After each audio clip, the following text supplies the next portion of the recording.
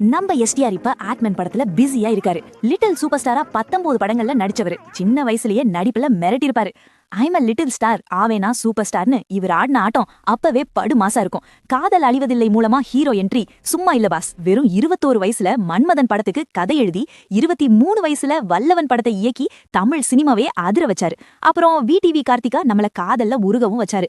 Shooting வரமாட்டாரு, படத்தை முடிச்சு தரமாட்டாருன்னு ஏகப்பட்ட கம்ப்ளைண்ட்ஸ். நடிகர் சங்கம் 1 வருஷம் இவருக்கு ரெட் கார்டு போட்டாங்க. உடம்பு ஓவரா வெயிட் போட்டு அவ்வளவுதான்ப்பா சிம்பு கேரியர் முடிஞ்சதுன்னு எல்லாரும் பேசினாங்க. அந்த கேப்ல தான் தலைவனோட ஆன்மீக பயணம் ஆரம்பிச்சது. கேதார்நாத் இமயமலைன்னு அலைஞ்சு தீவிர சிவபக்தனா மாறினாரு. பியோர் வெஜிடேரியனா மாறி 30 கிலோ எடையை குறைச்சு வெறித்தனமா ஒரு ரீஎன்ட்ரி கொடுத்தாரு. கொரோனா டைம்ல வெறும் 22 நாள்ல ஈஸ்வரன் படத்தை முடிச்சு கொடுத்தாரு. டைம் லூப் கான்செப்ட்ல மிரட்டின மாநாடு, வெந்து தணிந்தது காடுன்னு அடுத்தடுத்து ஹேட்ரிக் ஹிட்.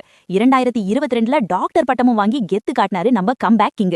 சினிமாவுக்காக உயிரை கொடுத்து உழைக்கிற நம்ம எஸ்டிஆருக்கு ஒரு லைக்க போடுங்க. எஸ்டிஆர் பிளட்னு கமெண்ட்ல போடுங்க. அப்படியே நம்ம ஆல் தமிழ் சினிமா சேனலை சப்ஸ்கிரைப் பண்ணுங்க. நன்றி.